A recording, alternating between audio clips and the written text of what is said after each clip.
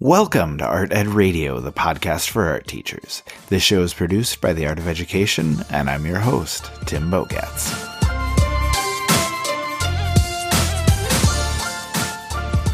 We know, as art teachers, that we have one of the most difficult jobs around.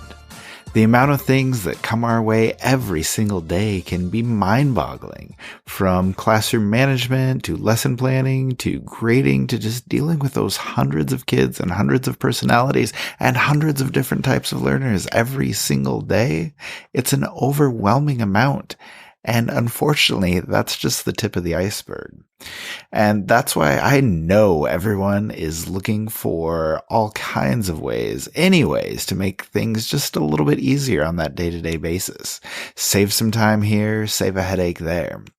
Now, Andrew and I were talking about this just the other day and how we needed to put all of our best classroom hacks together into one single episode. So here we are.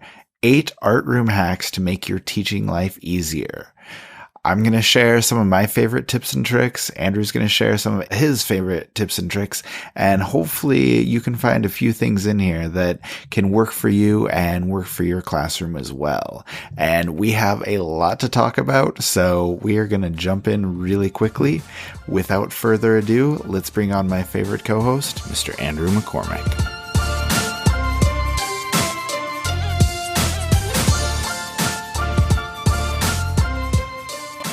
All right, so joining me now is my favorite co-host and my favorite art room hacker, Mr. Andrew McCormick. How are you tonight? I'm good, man. How you doing? I'm doing really well. I'm excited to talk about our favorite art room hacks, and I know you're excited as well, and so I'm going to step out of the way, and I'm going to let you take our first one. So go ahead and give us the number one hack for making your teaching life even easier. Well, I think it comes down to organization. And most people wouldn't say that that's my claim to fame, but I mean, there's just certain things where if you're not organized, I mean, you're going to get eaten alive. And I think about ceramics as one of those. I mean, sometimes it's like pulling off a ceramics project is a Herculean effort, and the more organized you can be, the better. So this year, my new job, I'm really doing some things to try to up my organizational game. And one of the things is with glaze work, I inherited a classroom where there were just kind of random piles that said blues. And there were like 6 or 7 different varieties of blues, and there were no test tiles. And it's like, man, that's just a guaranteed way for students to not have success and kind of hate it. So yeah, I've been taking the time, I've been going through, I've been labeling everything, putting the name on top, making test tiles for everything, and making everything visible. But on top of that, I've thought about, with ceramic tools, rather than having, for me, when I have such really big class sizes, one spot where all the ceramic tools are, and then there's a big bottleneck. I've been going the more elementary school route almost, and having like a caddy of ceramic tools at each table. Then I can have one kid at each table come grab it. It's kind of got everything they need. It's got, a couple things to slip, a spray bottle, and then a variety of tools on the other side. That seems to help out quite a bit. And, I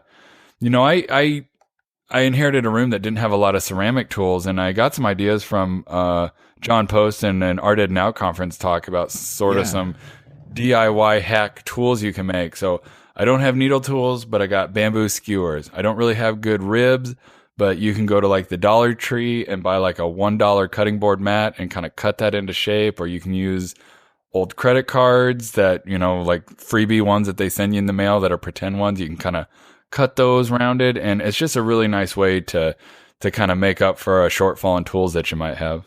Yeah, I think that's really true. And the other thing that John talked about that I really like, another alternative to kind of a needle tool, is you just take like a popsicle stick and you unbend a paper clip and then use electrical tape to attach that. And all of a sudden you have this really handy needle tool. It works really well. So I like that. I gotta say though, I made some of those before I stumbled across the bamboo skewer idea, and my kids could not get over the fact that it looked like we were making and using prison shanks.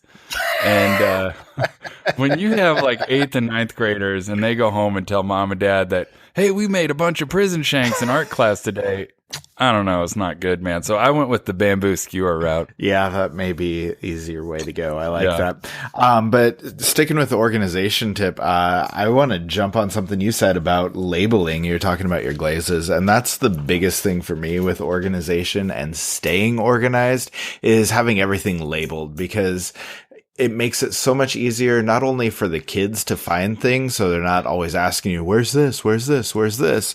You know, they get in the habit of seeing where things go and they're able to find them themselves, but also for cleaning up and for staying organized. If you have labels on everything, and even better, labels with pictures on everything, it makes it so much easier for kids to put tools away, and you're spending so much less time, you know, organizing your kids and letting them just, you know, organize the supplies, and it makes life a lot easier. So. Yeah, for sure. Okay, and then I'm going to jump right into art room hack number 2. And this is kind of a big one. We've talked about some of these before, but some of our best painting hacks. Okay, and I have a couple that I think I've mentioned before. Number 1, I love using those discarded books from the library as paint palettes. Again, like if you have paint that you want to keep from day to day, just put it on the cover, saran wrap it. If you're just using paint for a day, open up your book, put it on the page, throw the page away when you're done. Makes life so easy for you. And then when you're taking care of brushes, I love having just a little bottle of like cheap hair conditioner. And after we wash them with soap and water, every once in a while, we'll wash them with a little bit of conditioner too. It keeps them like nice and fresh, nice and clean. And I've also talked to about having kids be responsible for their own paintbrushes, where we'll just put a little, you know, strip of tape on the end of the brush. They write their name on it, and that's their brush, or those are their 2 or 3 brushes for the entire semester. And they are responsible for keeping them clean and keeping them organized. And if they sort of have that responsibility, I've found that you waste so many fewer brushes, makes your life so much easier. And then about 2 weeks ago, or actually no, closer to about a month ago, you blew my mind with your favorite new tip for taking care of brushes. So you want to share that with us? Yeah, I always have now a bottle of Windex at every sink. I heard this at a state art educators conference that Windex does a really great job of getting dried acrylic paint out of brushes. So anytime I stumble across a brush that maybe had a little bit of residue left in it, you know, they tried to wash it, but just a little dry and crusty, I'll let that thing soak in some Windex for about 2 hours and it's good as new. And the other nice thing is if students notice that they have acrylic paint that got on their clothes, I mean, I used to always just tell kids like, well, you're screwed. Like, sorry, you know, you should have put on your apron like I told you to. But if they're fast enough, they can spray that with some Windex. And I mean, something about the Windex, it prevents that acrylic paint, those polymers from like setting up. And the kids will like come back the next day and say, like, oh, I washed my clothes right away and that Windex must have helped it, you know, not set. So I've had very few ruined clothes this year, which has been really nice. I'm fascinated, but I still haven't tried it out yet. I'm fascinated by that idea, but I'll take your word for it that it works. Yep, I love it. It seems really cool. Although I'm a little scared of Windex now, to be honest. Like that seems a little too powerful for a cleaning fluid, but yeah, whatever. We'll leave that alone. All right. Hack number 3 is what I like to call the pencil upgrade. And I stole this actually from my wife, who's a history teacher, and I'm not even sure where she got it from, but it's the pencil upgrade. And, you know, I'm always annoyed with kids who don't bring a pencil to class. Like, it's drawing class, you need to bring a pencil, but that's a story for another day. But one thing I've found that really helps sort of cut down on that is if a kid's like, oh, I need a pencil, you know, rather than giving them the new one out of my desk, I'll say, all right, who wants a pencil upgrade? And I'll have a kid raise his hand and I'll find the kid with the ugliest, crappiest pencil. They give that pencil to the kid who's missing one, and then they get to upgrade to the brand new pencil. So rather than the kid who forgot stuff, you know, getting the brand new pencil. The kid who volunteers to give up their stuff is the one who gets the brand new pencil. And the kid who forgot it is stuck with the old crappy pencil. That is amazing. Such a simple idea. I don't know why people I'd never heard that one before. That's great. That's awesome. I know. My wife told me about it. I'm like, I can't believe I've never heard this before, but it is the best idea I've heard all week. And it works. I like it a lot. But let's talk a little more sort of big picture stuff. I know you're really passionate about saving time when it comes to grading. So do you want to share some of your better ideas for grading hacks? Sure. I mean, I don't think I'm crazy or going out too far on a limb when I say that grading is probably most art teachers' least favorite part of being an art teacher, because I don't know, some of it's just so kind of silly and you're kind of jumping through hoops. Now, I'm all for assessment, like actually giving real feedback, but the notion of what grade did I get? And so many of us feel obligated to, you have to give a grade. So, I discovered probably 3 or 4 years ago that if I could do some things to streamline the grading process, I was going to do it, and I became much, much happier. So I remember when I first started teaching, just collecting massive piles of artwork, because, all the sections of 8th grade art or 9th grade art or, 4th grade art would get done at the same time. And then you're like, all right, I went from having nothing to grade to 200 portraits to grade. Yes. And, you're just... if you want to get caught up, you're lugging this big old pile of junk home in your van or your car, or you're working late at night to get that done. Well, I do everything online. There's so many different learning management platforms, whether it's, Google Classroom or Schoology or Shobi or, anything. And I just say listen, if you don't turn it in, I won't grade it. And then I don't actually have the overhead, because what I found was, I might collect these 100 or so paintings, and then I am ready to turn them back in on a Wednesday, give them back to the kids. Well, a handful of the kids are gone. And then you forget that they were gone. And by the end of the semester, you just have this pile of artwork that no one has ever claimed. And yes. I don't know. I just don't play that game, and I don't like artwork sitting around the art room that's been finished, but not, taken home. So I just get in this routine. It's as soon as you're done, shoot it, upload it to whatever platform I'm using to grade, roll it up, take it to your locker, take it home. It goes home the day that it's done, and it's really streamlined my grading practices, and I'm so thankful for it. I actually think it's the number one thing that I did that really made my life easier and made my teaching more effective. And along with that, I try to make a rubric. When I make a rubric, I don't want to have to reinvent the wheel every time. Right, so right. I try to make one rubric that I can tweak it a little bit if I have to, that will work with so many different projects, and it's just a really big time saver. Because, as art teachers, so many of the things that we're looking for in every single project. There might be little things that are different, but so much of it's the same. Yeah, I think that's very true. And, one thing I did for a long time was just have a blank rubric with all the scoring, and have the kids fill out the objectives themselves. But then I felt like that wasn't descriptive enough. And so I kind of moved toward the, like you said, one rubric for everything. And I found that really helped. And like you said, really streamlined things. So I like that as well. Moving on to number 5 on our favorite art room hacks. My best idea for keeping kids engaged, I want to share this one, is to teach 3 projects at once. And I mentioned this once upon a time at one of the Art Ed Now conferences, and people just freaked out.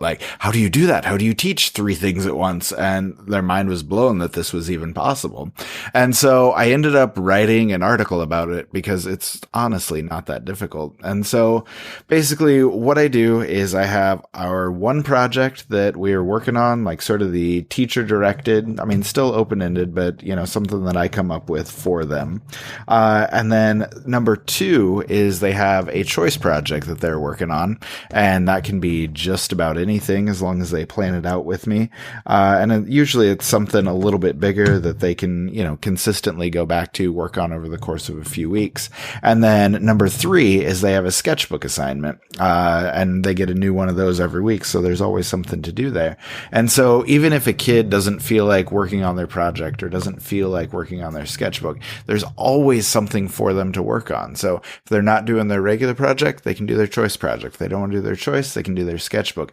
And having those 3 ideas all together at once, has really, really made my life a lot easier and really cut down on a lot of behavior issues and classroom management issues, especially those little annoying things, because kids are always busy and always engaged with that. Yeah, I like that idea a lot. And I don't do exactly that. I'm trying to do something a little different. And I'm just starting it this year, which is really to lay out my entire curriculum for the whole semester. And then they get to kind of go however fast or slow they want within like checkpoints along the way. Yeah. Now, that sounds like a lot of work, and it kind of is, to develop all the lesson plans and videos that the kids can watch so that they could do it at their own speed. But once that front loading is done, and I can get that up there on the web that kids can access it on their own, then, like you said, that those behavioral issues that happen when kids have nothing to do should go away in my mind. So, yeah, I really like that, keeping kids engaged with a couple different ideas that we have. Yeah, I like that. If we can just dive in real quick to what you're doing, that, like, is this akin to kind of those choose your own adventure books where like you get to decide where you're going next and you have no idea where it's going to lead? Tim, you know me too well. That's absolutely 100% the inspiration for it. When I was a kid, I wasn't a real avid reader. But man, if you gave me one of those choose your own adventure books, like I would read it over and over and over again. Now, sometimes I would cheat and like kind of skip ahead and like, you just died. Everybody did that. Everybody did that. I guess I didn't want to talk to that guy in the creepy hotel and like back up a little bit. But yeah, that is the inspiration that, as long as they're kind of doing some kind of like, I think of it as like checkpoints or mile markers, like at this point you got to have X amount done. Yeah. At this point you got to have X amount done. And then they can kind of go above and beyond that with some different ideas kind of on this website that I'm trying to build. Hopefully that'll kind of keep them engaged, and they can go in any order they want. They can do more of one thing and less of another. That's kind of what I'm striving for this year. Yeah, I like that. I'm going to kind of bring it back down, though. I mean, that's a very big picture sort of concept. So I'm going to bring it back down to just kind of the day-to-day sort of art room hacks. And so I have 3 good ones that I like to do to just keep things clean. Number 1, hey, I love having just a bag of rice to clean any kind of pastels. Because, like pastels get so dirty and so gross and like very, very difficult to use. But honestly, you can just toss a handful of them in with a bag of rice, just shake it up really well, and that rice cleans them off, which I absolutely love. Second thing, erasers get really dark and really gross, especially if you're using them with charcoal or with some really big graphite. And I love to either have kids rub them on like a little carpet square to clean them off, or like a little emery board that you file your nails with. Those both work really well for clean erasers and sharper edges on your erasers. And then number 3, it's going back to John Post again, so that's his second shout out tonight. Using dog bowls for water, because they have that just super wide base. I mean, just go to the dollar store and get some dog dishes. That super wide base, you fill it up like halfway with water, and it's almost impossible for kids to spill, which, if you're teaching elementary especially, like water cups are the bane of your existence. And if you can eliminate those and just use the dog bowls, whether you're painting or whether you're doing ceramics, I feel like those are really, really good ideas as well.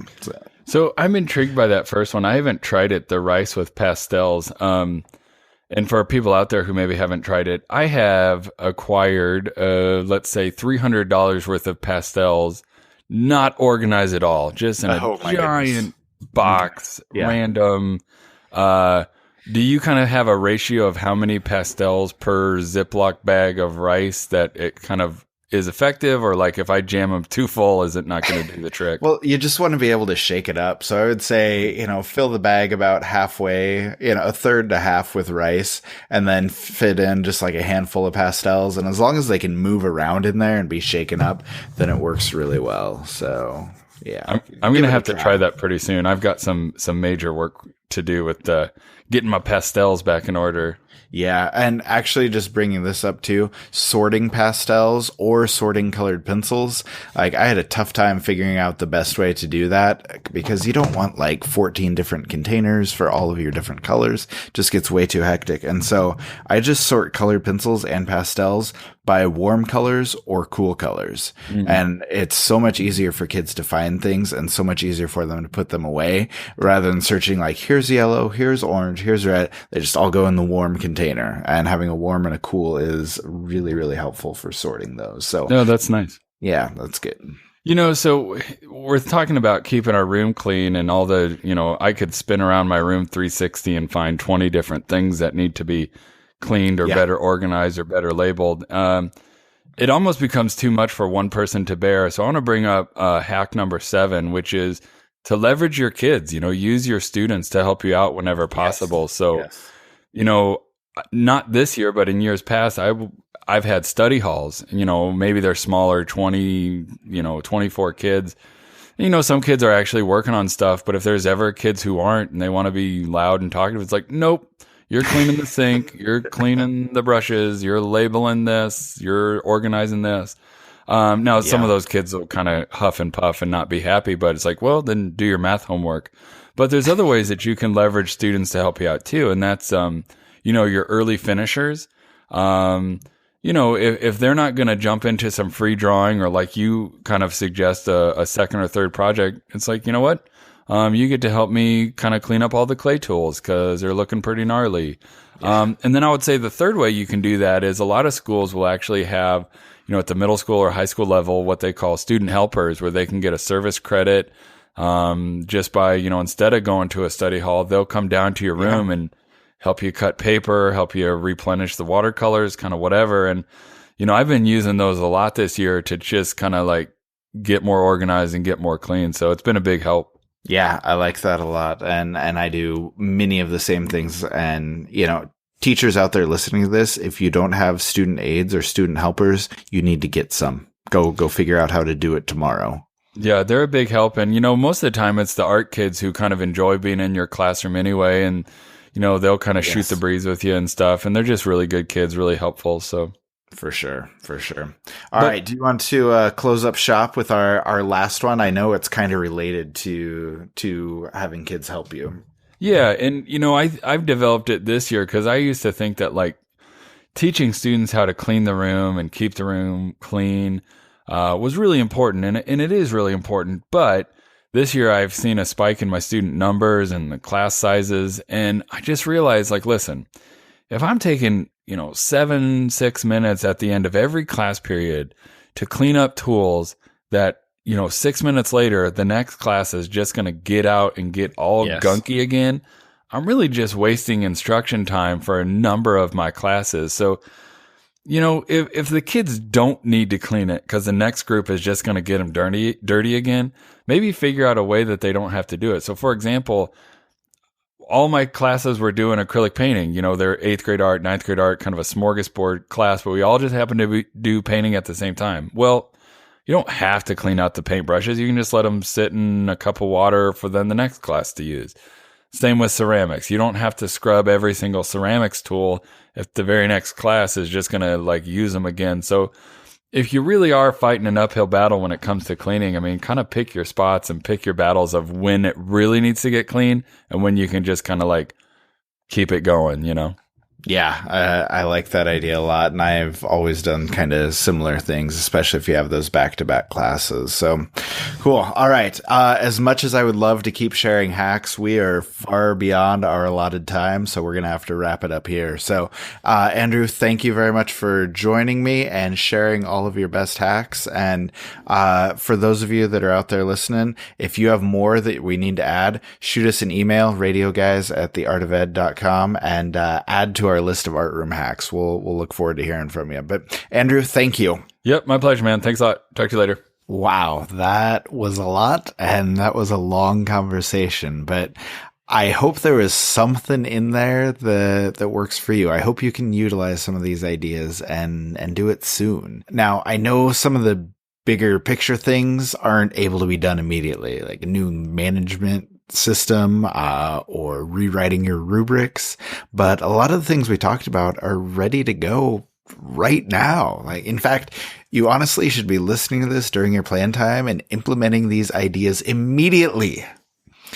I'm only half joking, but you're ready to do this. And kind of along those same lines, I have another set of great ideas that really can make your teaching life easier. You may or may not know this, but I'm helping to put together everything with the Art Ed Now online conference for February. And I was looking at all the presentations, and it kind of occurred to me that so many of the presenters are sharing ideas that really do make your life easier. Michael Linson from Smart Classroom Management. He's going to be one of the featured presenters, and he'll be talking about classroom management, how to get your worst class back. Jessica Balsley, the founder of AOE, is going to be presenting on life hacks for visual people. Cassie Stevens is going to be sharing how she records videos to make her teaching more simple, and the list just goes on and on. So if you are looking for more of these ideas, that is the place to be. Conference is happening on February 18th. And you can check it out at artednow.com. So yeah, here's the plan. Just take one idea from this episode each week and implement it in your classroom, and do that from like now until February. Then in February, hit up the conference, get inspired with all kinds of new ideas. And by the time you get to the end of the school year, your classroom will have never run more smoothly. And even if you're not that ambitious and you just take one idea from this episode, I still think it'll have been worth it. And I hope, and I know Andrew hopes, that something in here, something in this discussion can help you.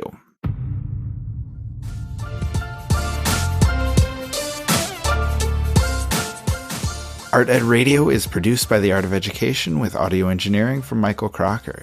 New episodes are released every Tuesday, and you can find all of our archives at artedradio.com. Then, once you binge listen to all the old episodes, you can sign up for our email list, or feel free to shoot us a message at radioguys@theartofed.com.